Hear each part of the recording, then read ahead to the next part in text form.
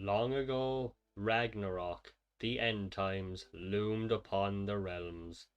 The Allfather Odin, with the last of his strength, created an emissary of redemption, Valkyrie. Her sole task, the salvation of a doomed world. And thence began the tale of a new Valkyrie.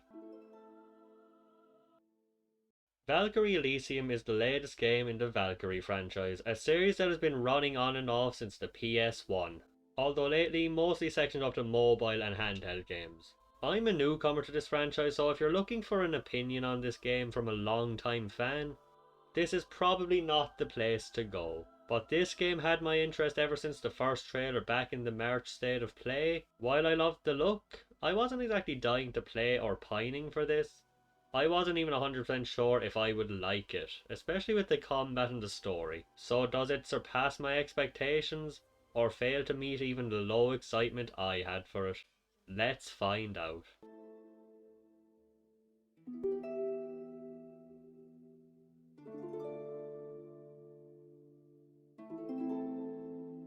The story, arguably the most important aspect for a Japanese RPG, or any RPG maybe. You are a Valkyrie, a god created by the most powerful god, Odin, to purify souls who are left behind and turned into monsters in the midst of the end time Ragnarok, caused by the wolf Fenrir, so she can help Odin regain his strength and bring about the salvation of the worlds. Valkyrie starts out a bit boring and blank, and I was initially very worried she would stay that way and be an uninteresting main character to play as, but it doesn't take too long before she starts to, as the back of the box puts it, gain her humanity. She starts out with her whole character being that she is dedicated to Odin and just acting as a puppet on his orders basically. But through her prolonged interactions and travelling with her partners, she starts to open up and start to care about things beyond just obeying Odin and loosen up a bit.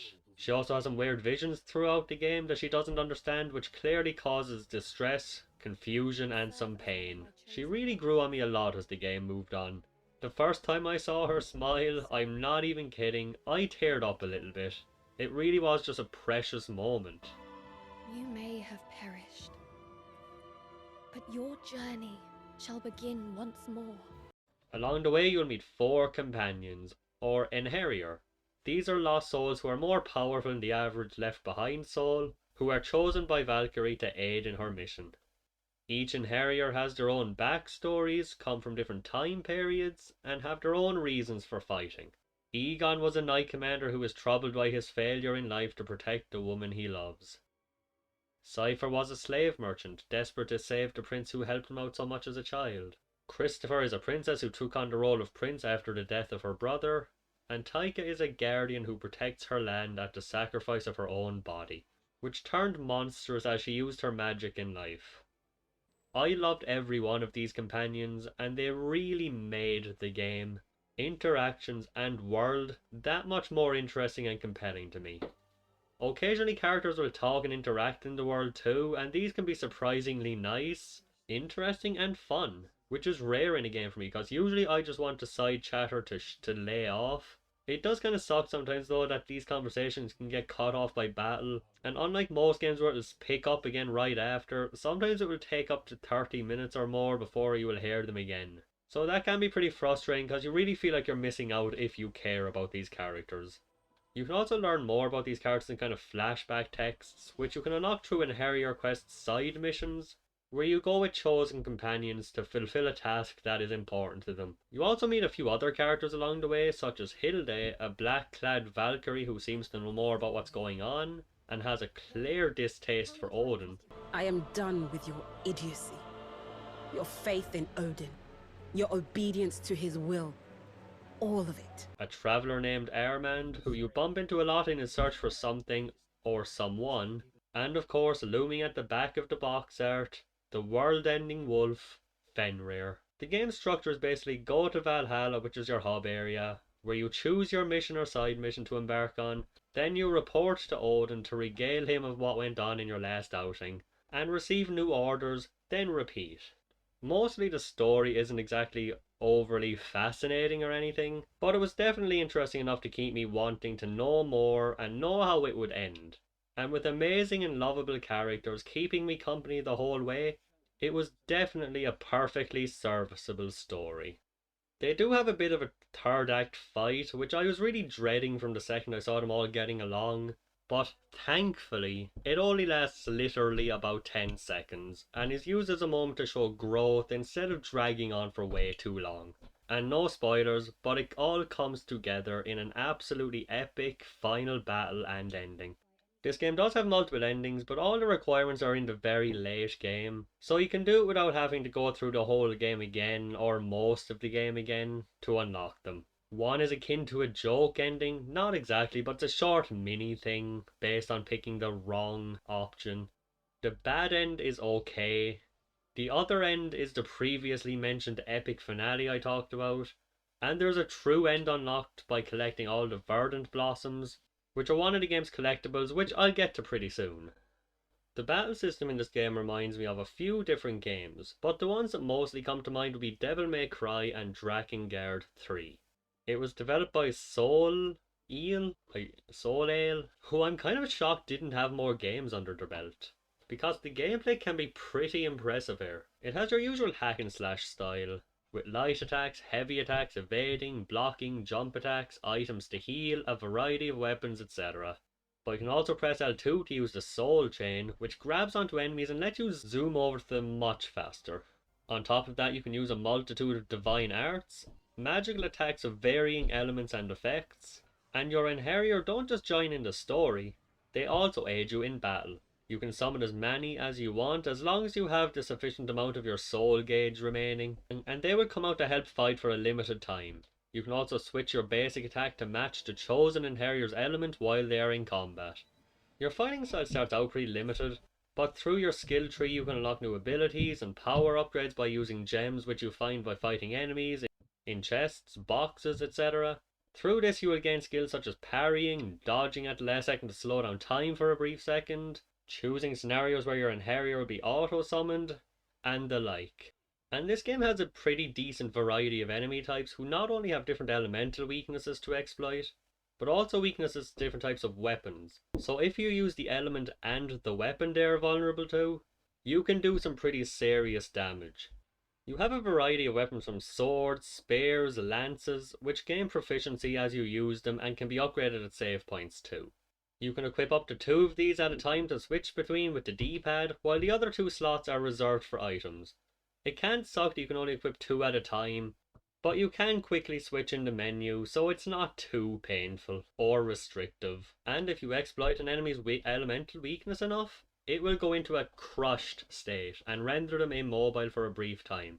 Similar to the stagger system in Final Fantasy VII Remake or Final Fantasy XIII. And sometimes when they die, their soul will linger on the field, which if not dealt with can be consumed by other enemies that are still alive, giving them extra power. So it's best to deal with these as soon as you can.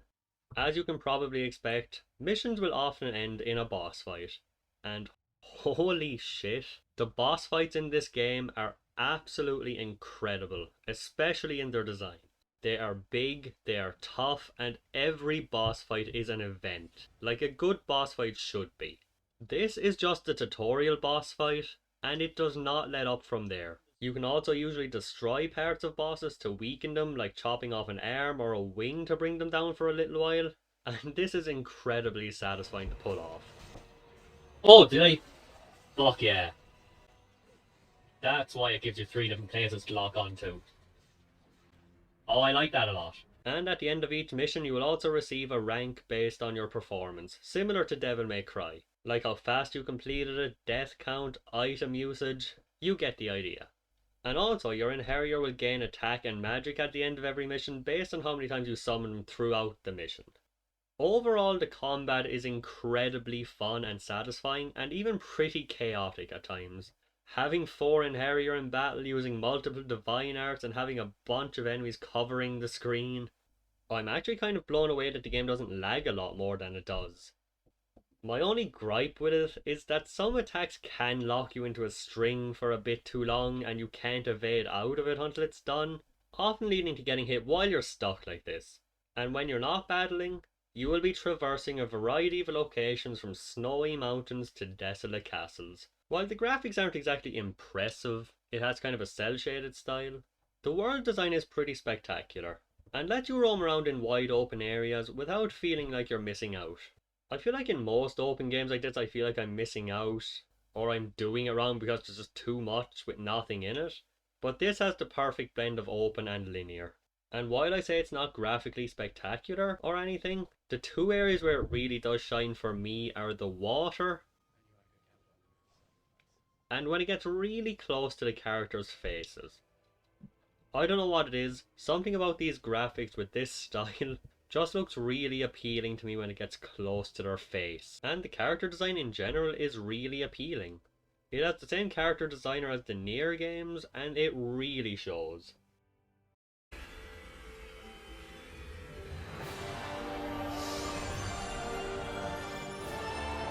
While travelling, you can collect hollow blossoms between 12 and 28 per level, and these will give you little insights and flashes into the lives and thoughts of the people, gods, and at one point, even a horse's soul. I usually couldn't care less about these side stories or moments from random faceless characters, but with this, I went out of my way to find and read every single one of these 118 hollow blossoms scattered throughout the game. And I never felt bored or put out of the way while doing this. It was always a joy to do. You can also collect a smaller amount of verdant blossoms which start out completely indecipherable. And finding treasure chests, which I must say are beautifully hidden. This is the only game where treasure chest placement has ever stood out to me. Some games hide them way too much. Most games they're so out in the open and obvious that you might as well not even bother. But these chests are perfectly hidden, and you feel so proud and rewarded when you find some of them. It makes the exploration feel really good. And treasure chests will generally contain gems for upgrading your skills and weapons, items to heal, or items to permanently increase health or magic or other stats like those. You will also come across a few subquests which generally require you to kill a bunch of enemies to regain rewards such as more divine arts. And there's also a side set of these, which are special Inheritor quests, which like I said, pretty much the same kind of thing, but where your companion joins you throughout so you can learn more and gain more of their backstory, and also gain new attacks for them. You also unlock a training grounds pretty early, which lets you fight against any enemy you want, which is really cool. You even gain 4 quests in here, 1 fight for each Inheritor, individually in a sparring match. And these fights, probably my favourite part of the game. They are amazing, tough, incredibly intense fights here, without ever feeling unfair or cheap. These fights are seriously amazingly designed, so I really had to point them out. However, this does lead to my biggest problems and flaws with this game. Load times are pretty bad on the PS4, like close to a full minute, sometimes more. And while this is significantly better on the PS5, it can be pretty jarring to go through, especially when you go against a tough boss. And the checkpoint design doesn't always help. There are some awful checkpoint and loading design, sometimes. In the fights against the Inheritor, if you die, and you will, you have to restart from the beginning. Like if you reloaded, meaning a long loading screen, but it gets worse. Even though it's only a one-on-one fight and that's the entire mission, if you die, it still counts as dying. Meaning if you want to go for the S rank, for example, you would either have to do it on your first try, or every time you die you have to reload to the title screen and then reload the game. If you happen to save before doing it, without doing anything else. If you try to continue, you're locked back into the room until you win, and I don't think you can get out before that. This game only has a retry option or a load title screen. No way to just reload the last save. So it can massively slow things down if you're going for certain goals. And stuff like equipment changes, upgrades, item usage, magic changes, etc. don't automatically save. So if you do any of this right before a boss fight and then lose, you will have to redo this re-speccing every single attempt. So while it can be a pretty infuriating design choice, it realistically only affected me a lot for that very small set of boss fights. It just sucked that it had to drag down what were my absolute favourite battles in the entire game. And lastly, the music in this game, for the most part, is fine. It works. There's nothing that offended my ears. But there are a few tracks here that absolutely blew me away. Some that just made me turn up the music and stand still for a while. The ending boss theme for when you're fighting the true end final boss.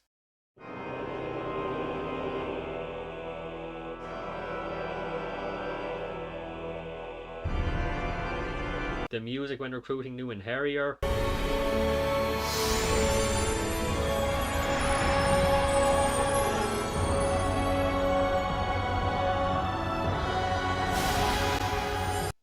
One of the themes in Galba. Your purification is at hand. And the end credits theme, which I won't even spoil, is without a doubt one of the most beautiful and epic tracks in my history with video games. I heard it like 4 times when going for the endings, and every time it made me want to throw my arms up and scream out to the heavens.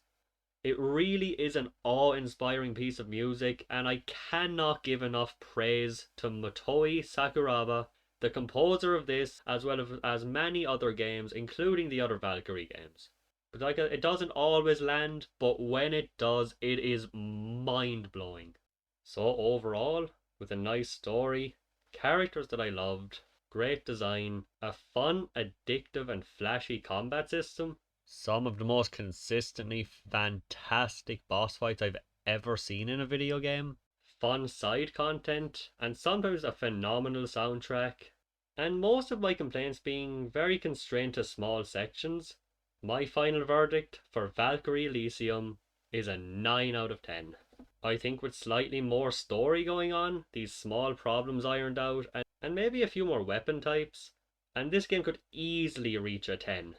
But I did get more invested and sucked into this game than the majority I've played in years. It will last you roughly 20 to 25 hours for a playthrough most likely. It took me 34 hours to get all the endings, all collectibles and all side quests on normal. And I will eventually try on hard, but probably not till I get a PS5 to take advantage of the improved loading times. I really hope they continue improving and supporting this game, and so far it seems like they are. It comes to PC on the 11th of November, along with a new playable character with their own new playstyle, skill tree and more, a time-based challenge section to do multiple rounds of battle with growing restrictions, and 2 new difficulty options, Very Hard and Valkyrie. So I can't imagine how intense that's going to be. I hope to see some DLC and more from this franchise very soon, because you can officially consider me invested in the Valkyrie franchise. The PSP remake/remaster of the original Valkyrie profile was supposed to release alongside this game, but was released until December. But I'm pretty excited to get my hands on it after my time here. Thank you so much for watching. Let me know what you thought. I know not everyone is as on board as me, and I will clarify once more, I am completely new to this franchise for now, so maybe my feelings will change after playing Valkyrie Profile Lenneth, who knows. Anyway, see you next time for my next review, which will be next month. Feel free to like and share and all that if you enjoyed. Thank you again for watching, and I'll see you for the next one.